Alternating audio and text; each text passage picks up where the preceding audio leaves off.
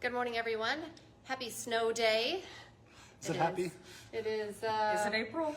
Is it What still is- April Fool's Day? No joke. For real. You were right on with this forecast. We'll get details on, because it's just round one. Yep. Round 1 and 2 with Lydia in a moment. First, of course, we want to remind you, we're live on Facebook every weekday morning with your morning forecast and news headlines. Love it when you join us live, but it stays on your feed throughout the day, so you can watch it whenever it works best for you, or check it out as a podcast. Just go to inform.com/podcast and look for the Inform Minute. All right, we got some snow, obviously a little bit yesterday and into overnight, Yep. but this morning it's kind of really started to pick up. Yeah, I'd say about after 3 a.m. we really started to notice it pile up a little bit more, accumulate better as the temperature was back below the freezing point. So we have snow to Yes. deal with this morning. It's still actively snowing.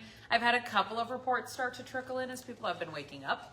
2 inches in West Fargo, about 2.5 to 3 inches in Jamestown and in Breckenridge, and still snowing in a lot of those locations. Heaviest of the snow showers continue to build their way in out of South Dakota today. Gets a little lighter on the North Dakota side, stays pretty heavy on the Minnesota side, where I think a bullseye of 5 to 7 inches is possible just today, last night into today, for places like Parker's Prairie, Wadena, maybe as far north as Park Rapids. So just on the very eastern edge of our viewing area. I still think a general 3 to maybe 5 inches here in Fargo, if you can get one of those heavier snow showers to move through where your snowfall intensity picks up, something around 3 to 5 inches looks likely. Already anywhere between 1 inch to 2 inches being reported around the Fargo-Moorhead Metro. So we're already moving in that direction.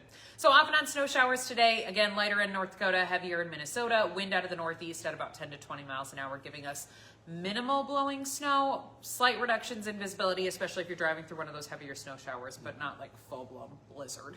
I'd call travel today possible. It's not impossible, but it's far from perfect. Yeah. You're going to watch out for snow-covered roads that get snowier throughout the day, visibility issues, and then anything that was wet or slushy yesterday now kind of refreezing this morning. Temperatures hover 30 to 32 degrees all day long, so it's cold enough for snow to accumulate. Just barely, just right there. As we head into the overnight, the snow will taper off as it kind of lifts through northern Minnesota, winds down southish to northish as we go throughout the overnight hours. We get a little break tomorrow morning. If you're trying to do any Easter travel, tomorrow morning looks to maybe be kind of your window where it's okay, where it's not snowing. We'll deal with whatever leftover problems we have from today's snow, so snowy roads, but not actively snowing tomorrow morning.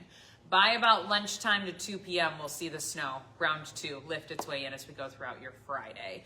Looks to be pretty heavy snow. At this point, we have surface temperatures that have dropped. We've added snow to that, meaning it's easier for snow to then accumulate on top of snow versus like yesterday when it was falling on warm, bare ground and it was doing a lot of melting. Now things are a little bit different. We've adjusted the atmosphere a little bit. So I expect the heavier of the snow between the two of them to be the Friday, Saturday one, round 2. Heavy snow lingers throughout Friday night into early Saturday before it slowly winds down from the west to the east.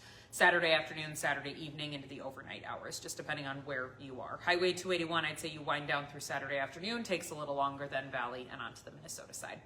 With that one, a swath of 7+ inches looks likely. Right now we kind of just have a big bullseye area from about Bismarck to Bemidji, so that does scrape by Fargo and Grand Forks, kind of included in that.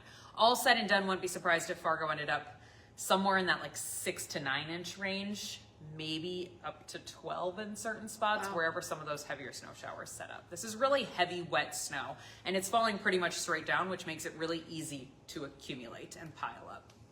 Welcome back to winter. Temperatures again remain 30, 32 degrees pretty much through the whole thing. Overnights are going to fall down into the 20s, so I wouldn't be surprised if you wake up with a little more accumulation each morning because of how cold it got overnight. Sunday morning, Easter morning, the snow is all gone. It'll just be chilly, highs in the 30s. A few flurries, maybe a sprinkle out there on Sunday, but no big accumulation out of it.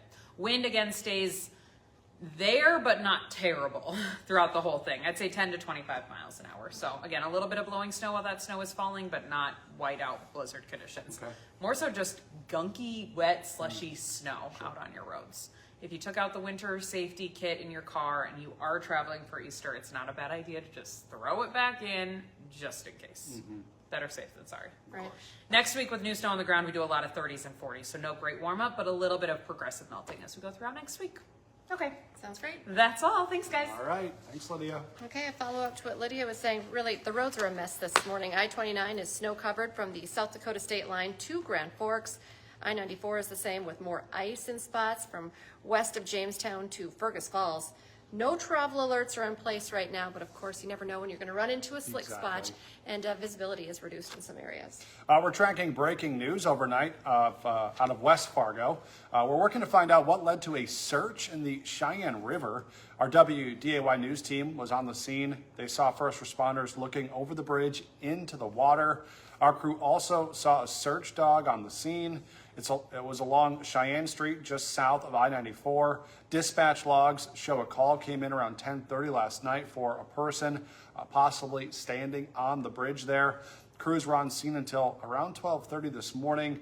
West Fargo police tell us more information could be released later today. As of right now, still a lot of questions of exactly what they were searching for, what was going on. So stick with us for updates on that story.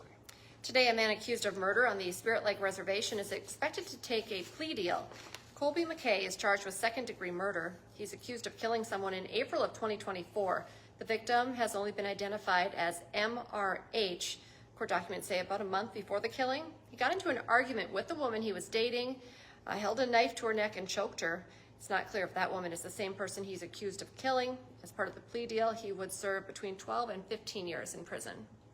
Today, you might notice some SWAT officers doing some training in West Fargo. It's going to be going on from about 4:30 this afternoon until 10 o'clock this evening near the 600 block of East Beaton Drive. That's just a few blocks east of the BioLife Plasma Center in West Fargo.